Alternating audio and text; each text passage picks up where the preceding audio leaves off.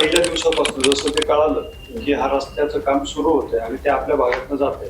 म्हणजे 2017ला मी पहिल्यांदा नगरसेवक म्हणून आलो आणि 4-6 महिन्यातच हा रस्त्याचा विषय सुरू झाला. म्हणजे फाउंटन हॉटेलची कारवाई पहिली सुरुवात झाली, सगळ्यात पहिली राखणीच्या तिथे.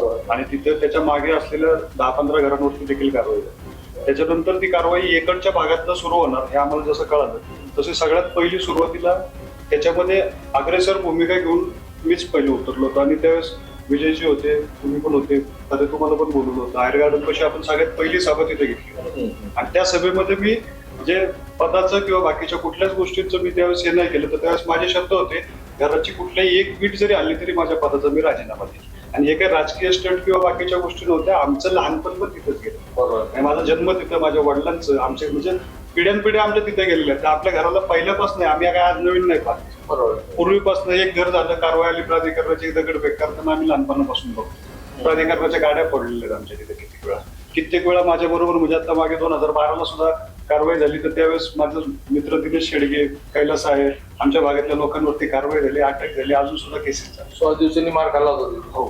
तर असे भरपूर मागच्या, तर आजही माझी भूमिका आणि त्यावेळेची आणि इथनं पुढची सुद्धा ही क्लिअर आहे की आमच्या भागातलं घरं पाडून रस्ता होऊ देणार नाही.